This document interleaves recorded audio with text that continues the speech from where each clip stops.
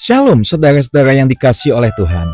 Selama ini banyak orang Kristen bahkan para pelayan Tuhan sering mengutip ayat-ayat dalam Matius pasal 18.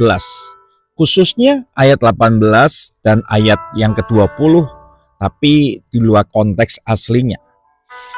Nah, ayat 18 yang berbunyi, "Apa yang kamu ikat di dunia ini akan terikat di sorga, dan apa yang kamu lepaskan di dunia ini akan terlepas di sorga," sering ditafsirkan sebagai kuasa untuk mengikat dan melepaskan roh jahat. Ini menjadi dasar pelayanan eksorsisme atau peperangan rohani. Tapi benarkah itu yang dimaksud oleh Yesus? Nah, kalau ayat 20 yang mengatakan, "Sebab di mana 2 atau 3 orang yang berkumpul dalam namaku, di situ aku ada di tengah-tengah mereka," sering digunakan dalam konteks doa kelompok kecil yang seolah-olah Yesus itu hanya hadir jika minimal 2 atau 3 orang itu berkumpul. Padahal bukankah Yesus hadir pada saat bahkan kita sendirian berdoa, Bapak Ibu Saudara? Nah, hari ini mari kita mau bedah makna sebenarnya dalam perikop ini. Nah, kalau kita melihat di dalam pasal 18 ayat 15 sampai 20 ini itu berbicara tentang menasehati sesama kita. Nah, kita akan melihat apa sebenarnya yang Yesus sedang ajarkan. Ayat 15 itu adalah langkah pertama dalam rekonsiliasi pribadi. Apabila saudaramu berbuat dosa, tegurlah dia di bawah 4 mata.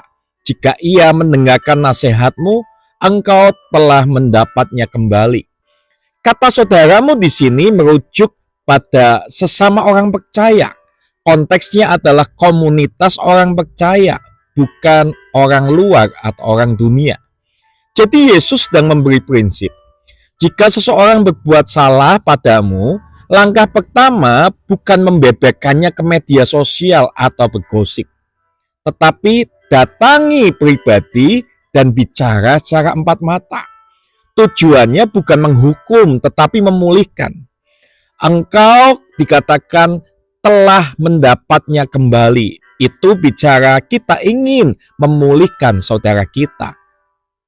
Dalam dunia modern, seringkali menormalisasi call out atau expose. Tapi Yesus justru mengajarkan restorasi dalam kasih dan kerendahan hati, Bapak Ibu Saudara. Jadi ayat 15 ini bicara untuk supaya kita itu menegur yang namanya saudara kita yang berbuat salah dan untuk memulihkannya. Nah, ayat 16 adalah langkah kedua, yaitu saksi. Dikatakan di situ, jika ia tidak mendengarkan engkau, bawalah seorang atau 2 orang lagi, supaya perkara itu disaksikan oleh 2 atau 3 orang saksi. Ini bukan berarti mencari orang untuk menyerang bersama-sama, tetapi merujuk pada hukum Taurat di dalam Ulangan 19 ayat 15 bahwa semua perkara harus diteguhkan oleh 2 atau 3 saksi. Ini malah menjaga keadilan, menghindari fitnah, dan memberi tekanan kasih agar orang yang bersalah itu menyadari kesalahannya. Prinsipnya tetap sama, pemulihan relasi, bukan mempermalukan sekali lagi. Nah, kalau kita melihat di ayat 13 itu adalah langkah ketiga, disiplin jemaat. Dikatakan seperti ini, jika ia tidak mau mendengarkan mereka, sampaikanlah soal itu kepada jemaat. Dan jika ia tidak mau mendengarkan jemaat, pandanglah dia sebagai seorang yang tidak mengenal Allah atau seorang pemungut cukai. Ini adalah langkah terakhir dalam disiplin gerejawi. Kata jemaat di sini dalam konteks gereja mula-mula bukan berarti seluruh gereja modern, tapi komunitas iman tempat orang itu bernaung. Bila orang itu tetap keras hati, gereja boleh mengambil sikap tegas. Anggap dia sebagai pemungut cukai. Berarti perlakukan dengan kasih, tapi akui bahwa ia tidak lagi hidup dalam terang kebenaran. Ini bukan penghukuman, tapi perlakuan yang realistis terhadap seorang yang menolak untuk jalan pemulihan, Bapak Ibu Saudara. Nah, kalau kita yang kemudian melihat di ayat 18 itu adalah kuasa untuk mengikat dan melepaskan. Dikatakan seperti ini, Aku berkata kepadamu, sesungguhnya apa yang kamu ikat di dunia ini akan terikat di surga, dan apa yang kamu lepaskan di dunia ini akan terlepas di surga. Konteks ini bukan untuk eksorsisme. Kata mengikat dan melepaskan dalam konteks Yahudi adalah istilah rabi untuk menentukan apakah sesuatu diperbolehkan atau dilarang, benar atau salah, termasuk dalam hal disiplin komunitas. Jadi makna sebenarnya itu tentang gereja itu diberikan otoritas untuk mengambil keputusan dalam kasus dosa berdasarkan standar firman Tuhan.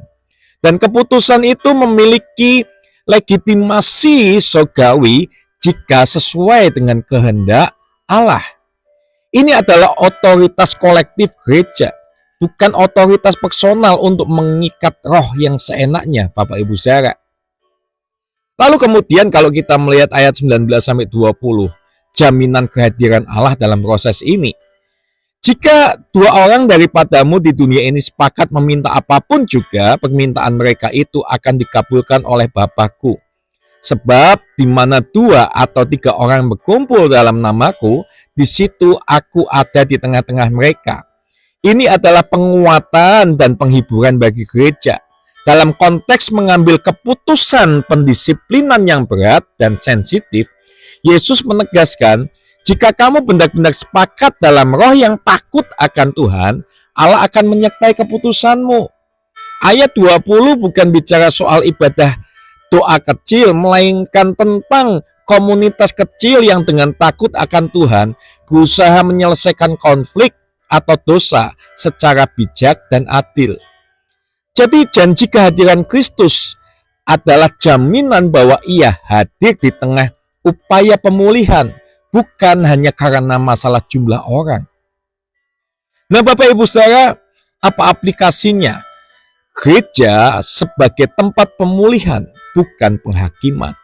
Pemulihan lebih penting daripada pembuktian benar atau salah. Tujuan dari seluruh proses ini adalah agar orang yang berdosa bisa dipulihkan, bukan dibenci atau dijauhi. Yang kedua, gereja harus memiliki keberanian untuk menegakkan disiplin, tapi dengan kasih dan ketulusan. Ini bukan penghakiman, tapi bagian dari kasih yang dewasa.